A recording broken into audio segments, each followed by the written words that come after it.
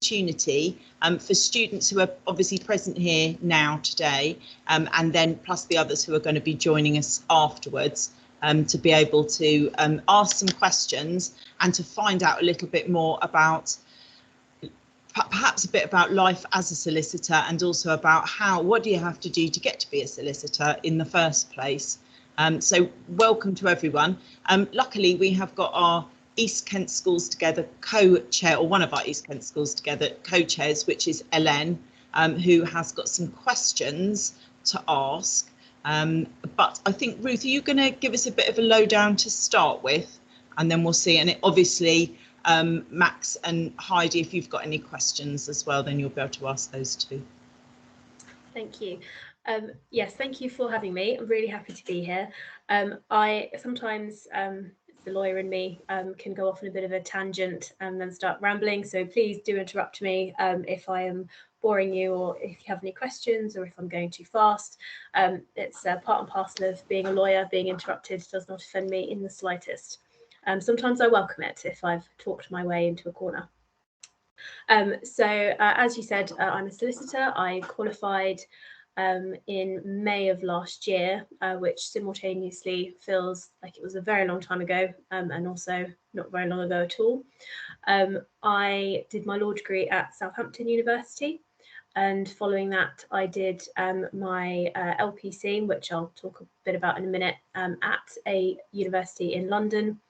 And then I worked as a legal assistant for a couple of years in the Kent area, actually, and then moved to Cornwall to do my training contract. And I'm now back in the southeast once I qualified and started practicing. So my route to being a solicitor was very traditional. I did the training contract route. So I did what's called a qualifying law degree. And a qualifying law degree is something that you have to do if you want to practice law. And it's just because of the reason why it's called a qualifying law degree is because of the modules that you do. So you have to do a module in criminal law, land law, equity and trusts, contract law, and then you have to do like a legal reasoning and research module that's kind of about how to read case law, how to use a law library, how to do legal research, that kind of thing. So I did that for 3 years, and then I did what's called the legal practice course, which is another year at university, and it's like a postgraduate course. So it's much more technical, it's a bit more in depth. It really is the combination of a legal practice course and a training contract is an apprenticeship, is effectively what it is. It's just a bit of a pretentious way of naming it. So you do the academic year, which builds your foundation, builds your legal knowledge up, builds your technical skills up.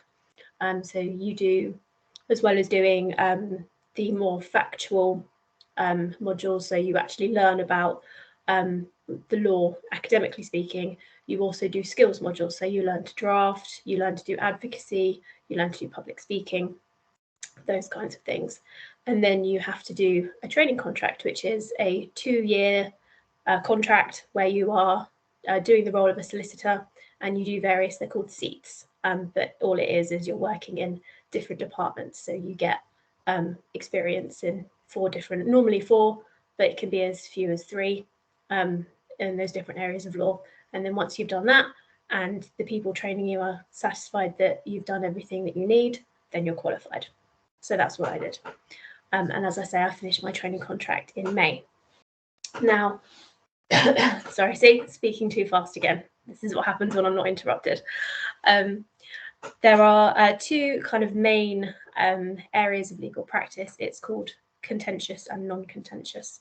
Contentious law just means it's law that you deal with in the courts, and non-contentious is the types of law that don't end up in court. So an example of non-contentious work would be, for example, when you buy a house and you instruct a lawyer to deal with looking at the contracts for you, and they deal with the selling of the previous property and the buying of the new property.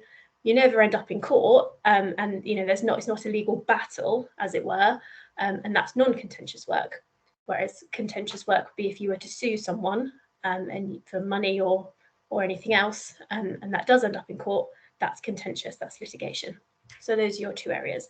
I'm a contentious lawyer, so I deal with court work, but it's just kind of what your preference is really, and you do, it's something that you work out quite quickly on your law degree, if you're a contentious person or a non-contentious person.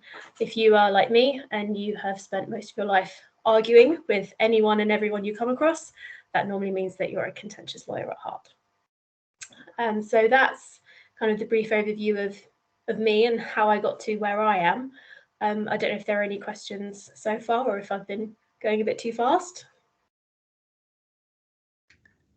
No, I think that's brilliant. Great summary. I know we have actually got loads of questions that have come in from students. That we've got so many students signed up for today that want to see the recording. So I wonder whether a good way to progress now is to move on to some of those questions. Sorry. Yeah, sorry. A question which was just specifically about what you were talking about. So you described the different areas of law that you have to cover initially, and I think was there about 5 or 6 that you listed then right at the start, which was the things like the, I can't remember exactly what it was you said, but was that part of your degree or was that all postgraduate? No, that was all part of my degree. Oh, so law degrees, they will vary depending on what university you go to, but a qualifying law degree will always cover contract law, criminal law, land law, and equity and trusts. You have to do those, and some might do them in first year or second year, it's up to them. So my degree was structured, I did contract law, criminal law, legal research, and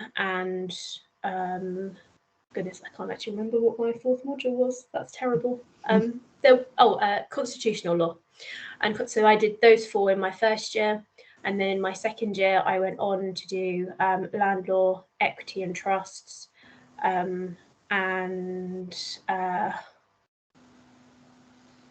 this is really terrible that I can't even remember what my other 2 modules were. There were another 2, and I'm sure they were very interesting and fun. And they will. And then in my 3rd year, I did my electives. So there was a big long list that you could choose from, and I was very lucky. My university was really varied, and I chose I think quite a bizarre mixture. I think I did medical law, family law, international contracts and commercial law, and I think again something in the commercial side of it. But as I say, it was a very long list to choose from. You could even do things like law and literature, or the more kind of thematic, so like for example feminism and the law, and there were modules like that. So it really was a really diverse list. And then I had a dissertation module as well. And not all universities actually require you to do a dissertation as part of your law degree. So if that's something that particularly appeals to you or particularly doesn't appeal to you, then that might be something to look into when choosing where to go. But as I say, they'll all be structured slightly differently, but there will be the same themes that run through them, and you will cover roughly the same sorts of topics. Before we move on to our list of questions, I was just wondering if Heidi or Max had any questions, just since you're here. You can always come back with more if you've got them. Okay, I can ask one now, if that's okay. So, you did criminal law. Did you find it interesting? Because in my head, I'm thinking about, if you do criminal law, do lawyers feel guilty of defending someone who's not innocent? That's a really, really interesting question, actually, and it's something that I certainly always wondered when I was studying. But I think when you go into practice, you've spent all of these years studying the law and what it means to be a lawyer. And one of the prime legal concepts really is that everybody is entitled to legal advice, and everyone is entitled to a defence, and a good defence, regardless of what they've done. Our criminal justice system, and I do say this as someone, I don't practice criminal law now, but obviously I have studied it. Our criminal justice system is based on the idea that you are innocent until proven guilty, and you are proven guilty or found guilty by a jury of your peers. And if anything, it strengthens and makes our justice system more robust, that before you are found guilty, you have access to the best legal defence that there is. And law is, it's trying to think of the right word. It's unbiased. It's one of those things you just have to take the emotion out of it, and you have to come at it from the point of view of, you might be defending someone, or your instructions might be something that you don't necessarily agree with, but your job as a lawyer is to represent your client's position to the best of your ability. It doesn't matter whether or not you agree with it. You kind of have to take that kind of out. You have to take that out of it, take the emotion out of it. But at the end of the day, it can only be a good thing that everybody is equal under the law, and everybody is entitled to put their position forward, no matter what it might be. But similarly, that might be something that doesn't appeal to you and something that you might find quite hard, in which case there are plenty of other areas of law that you can go into that where maybe you wouldn't have to have that conflict, if that makes sense. Thank you. So we've got a few questions written down for you. Can you remember what inspired you to go into the legal system? Like, what made you think, oh, I want to be a lawyer? This is actually it's a bit of an embarrassing story, but I actually had no idea what I wanted to do when I was applying to university, and I applied for something different at every university that I applied to. I knew what my skills were. So having done my A-levels, I knew that I was good at writing, I knew that I was good at research, I knew that I was good at analysing information and kind of arguing points. So I knew that's where my strengths were. So I'd done history, economics, politics and English. So I had I knew I didn't want to do anything kind of scientific or mathsy, but that was basically the extent of it. So I applied for something different that interested me to every university that I applied to. And I just happened to end up going to Southampton to study law. And it wasn't until I started studying law that it just clicked with me. I just loved it. I loved studying it. I loved talking about it. I just really enjoyed it, and I knew it's what I wanted to do for the rest of my life. And I think the most important thing is you do a degree that you enjoy, because you could be doing the best degree in the world that gives you the most job prospects ever, but if you don't enjoy it, you're not going to work hard at it and you're not going to do well at it. And you're at university for 3 years. It's a long time. So to me, I was lucky that I ended up doing a subject that I love, but it was luck. And I think the key thing for me was that I had chosen degree subjects where I knew my skills were, that I knew I would enjoy no matter what. Okay, nice. So you said you go to court quite a lot. What would you say your biggest challenges, like, along your way would be? Have you had a big challenge in court which you've struggled with? I think for me, I'm very much a person who likes to have a to-do list, to complete the to-do list and tick it off when it's done. And law, the legal profession is not like that at all. You will never get through your to-do list. The law is constantly changing, because some of our law is based on statutes, so it's laws that are written by Parliament, but actually a lot of our law is based on case law. So a case will go to court, and effectively people will be saying, we don't really know what the legal position is, but this is how we interpret it. This is what we think. And the other side will be saying, actually, no, we disagree. We think that actually it should be interpreted this way. And then it's for a judge to make a decision. And then once that judge has made a decision, that becomes what's known as precedent. That's case law. And going forward, until that's overruled or rewritten by Parliament, that is how that law will be interpreted. So it's always changing. You can be doing something one way for 10 years, and then a new piece of case law will come in and it will be completely different. So it's not a profession where you get to a certain point and that's it. You are constantly having to change and learn and keep up to date with all of these updates. And it's also a very hectic job to have. especially if you're a contentious lawyer like I am. There will always be something new that's come in, something that has to take priority over everything else you want to do that day. This week has actually been one of those weeks.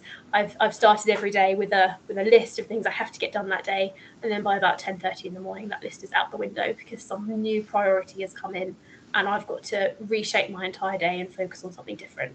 So I think for me, that's the biggest challenge. It's constantly changeable, and it was something that I had to learn quite quickly, to let go of my control issues and just accept that I'm probably not going to be going down the path that I wanted to at the end of the day.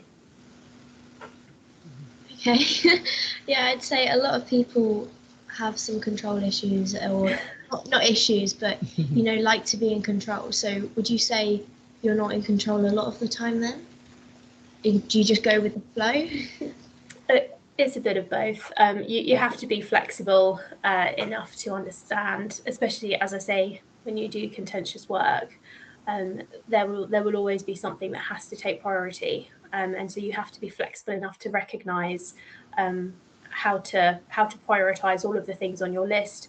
It's a bit like, have you ever heard the analogy where everything in your life is like juggling with lots of different balls, and some of them are glass and some of them are rubber. And sometimes in order to catch all the balls at the end of the day, some have to fall to the ground.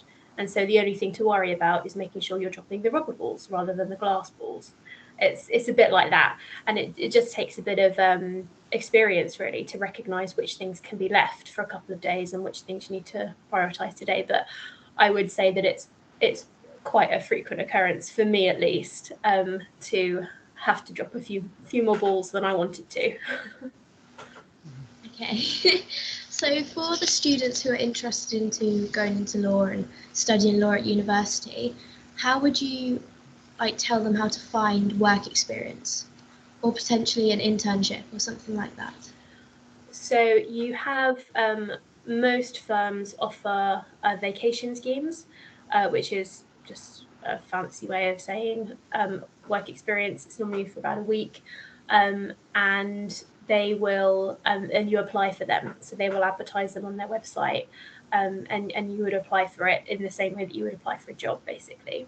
The careers office at each university as well, so the law department of each university will have a specific careers department who will be able to help you in finding that work experience and assist you in making those applications. And it's always kind of a good idea to go through them, because that it will be an official program that you're applying to, and it will be, and sometimes some of them offer money towards your travel and things like that. So you should get some benefits out of it. But other than that, it's kind of just a case of apply for anything that you can find, and you will get lots of rejections. I think, I applied for so many vacation schemes and I didn't get a single one. And it is what it is. They're really oversubscribed. It is just a case of just apply for everything and accept that you're going to get a lot of rejections back, but you might be one of the lucky ones. Okay, so you talked about going to the law firm, emailing them and just going it through them. Is that how you build connections? So how would you build connections within the law firms and the schemes? It's just a case of staying in touch with people, I suppose, and not being afraid to talk to anyone, effectively. So I got my current job actually because someone who I worked with in my old job knew someone at my current firm and knew that they were hiring, and said, I'll give you her email address and you can just email someone from recruitment and just ask a little bit about the role. So it's just about being bold, really. And if someone offers you a connection, just take it. The worst thing, if you're polite and enthusiastic, the worst thing that can happen if you go up to talk to someone, or you email them and say, can you tell me a little bit about your firm and what you do? The worst thing that can happen is they just won't email you back. You're not gonna get shouted at or anything like that. And most people, certainly in my experience, people they're very welcoming of people who want to enter the profession, and most people will take a few minutes out of their day to tell you a little bit about their company or their job or something like that, it's unlikely that you would ever sort of make a connection and someone would say, oh yes, absolutely, I'm going to hire you right away, here's a job. But all you need is just a little pointing in the right direction sometimes. And as I say, just be bold about it. If someone offers you, says, oh, I know someone who knows someone who knows someone, shall I pass on your email address? Then that's the only way that I can think of. So I didn't have any legal connections when I started out, and I just sort of built them up slowly. So I started working as a legal assistant, and then as I got to know people, I got to know my colleagues, and then people left and went to different firms, and I maintained that connection via LinkedIn or Facebook or anything like that. You just kind of slowly build them up that way. There's no kind of formula, I suppose. It's a bit like making friends. Like you can't write a rule book on how to make friends. It just kind of organically happens. Yeah, of course. So you talked about being enthusiastic and bold. Are those the sort of character traits you need in the law profession, or is it more just outstanding? Yeah. So I wouldn't necessarily say that they're traits that you need, because I wouldn't want to give the impression that, if you're not confident and bold, then being a lawyer is not for you. It's like any profession. There are lots of people with lots of different types of personalities. And I also think that kind of confidence is something that's learned rather than something that you have. I was really shy when I first started out, and I would never have dared. I remember I did my university did this like work experience day once, where I went to the Old Bailey Court in London, and we had lunch with some judges and talked a little bit to them about kind of what they do day to day. And I was absolutely terrified. And I remember sitting next to this judge at lunch, and she asked me to hand her the bread basket. And I remember picking it up. My hand was literally like shaking like this. So I gave it to her, and I was too afraid to kind of say anything to anyone. But then sort of as time went on, and I kind of just became more confident generally, and by the time I'd had about 1 million job interviews, all of which had been unsuccessful, and I'd got used to talking to strangers and used to kind of bigging myself up, because I don't think anyone is very, you sit in an interview and you're asked to talk about all of your skills and how good you are at certain things. I don't think that comes naturally to anyone. It always feels awkward, but by the time you've done it a few thousand times, it just starts to feel more comfortable with it. So I wouldn't necessarily say that you have to be bold or confident or anything like that to be a lawyer. You just have to be willing to learn, I suppose, and willing to at least put yourself out there and try, and accept that it might take a little bit of time for you to get where you need to be. Okay, so you mentioned being nervous to begin with when meeting all these judges. What would you say the hardest parts of your job is? So once you've got over all the nerves and going to court and speaking to everyone, what would be the hardest part of your day? Well, the first thing I'll say is you never get over the nerves. You never. I've done quite a lot of hearings now, and before I walk into, or not that you do walk into court now, it's all remote, but before I click the join hearing button, my heart is still pounding and I'm still feeling, nervous, and that never goes away.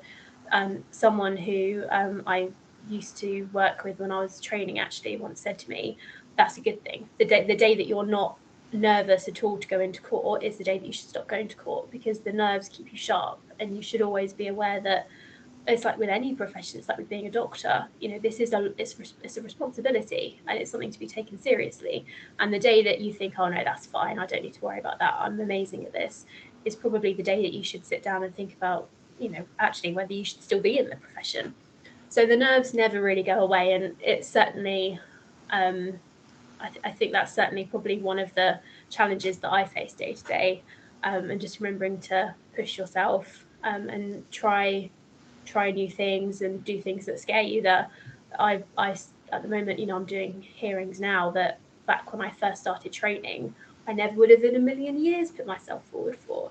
And I suppose the answer to your question is the biggest challenge is to challenge yourself, to make sure that you're always to not fall into the habit of feeling comfortable or being in a rut, to make sure you're always trying to push yourself to be better, to do new things, because at the end of the day, it's only going to make your practice better and make you a better lawyer. Yeah, of course. So when you say challenge yourself, are there other opportunities to continue to specialise in law or to train further within the actual career? Absolutely, and that's one of the things I love about my profession. So I know solicitors who have gone on to cross-qualify and train to be barristers. So the difference, I'm sorry if I'm kind of telling you things you already know, but the difference between a solicitor and a barrister is, so I'm a solicitor, so I case hold.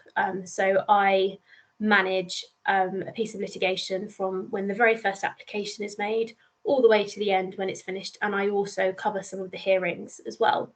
A barrister just does court hearings, and their knowledge is much more specialised and technical than mine. So they will be very comfortable with kind of really niche, complex areas of law. And they are also have slightly different skill sets in that they're really good with cross-examining evidence. So when you see on television, when there's a witness in the witness box and there's a lawyer asking them questions, to draw out that evidence and to make points about whether they are or are not telling the truth. That's where a barrister's skills are. Whereas my skills tend to be, while I have those skills, they're not quite as developed as a barrister's might be. So I know lots of solicitors who have gone on to be barristers. I know barristers who have changed their mind and started case holding and taken more of a solicitor role. I know people who have changed different practice areas, so people who have gone from criminal law to family law or the other way around. You can work your way up in most companies that you start working for. The sky really is your oyster. Once you're in the profession, you can move about as much as you want, pretty much, within reason, assuming there are sort of those jobs available. But that's one of the things that I love. You're not set in one place for your whole career. You can go up, sideways, wherever you want, pretty much. One of the questions that came in actually from one of the students that couldn't be here was, are barristers able to pick and choose the cases they take? Is that part of their role, that they can choose what they take to represent? I think so. So as I say, I'm not a barrister, but I do instruct a lot of barristers. So when I have a hearing that's particularly difficult, or sometimes if I have a hearing that's going to last several days, or just my workload is too big, it means I can't take a day to be out of the office and in court, I would instruct a barrister. And they normally have kind of someone working for them who manages their case list for them. And will manage their diaries for them. But as far as I know, I think they can refuse to take cases if they don't want to. And obviously they're also bound by conflict. So I tend to instruct a lot of the same barristers because they do work for my firm quite a lot. But if I were to instruct a particular barrister on a matter where they had acted previously for one of the other people on that matter, then there'll be a conflict of interest. So they would have to turn down my instruction. So yeah, as far as I know, I don't think they have to take every case that comes their way, but they're also paid by the hour. So I don't know if it would be in their interests to turn down a lot of cases. I suppose it depends. Okay, thank you. Well, thank you for coming on and speaking with us today. It was great to hear about what you do and give some advice to all the students who are interested in law here.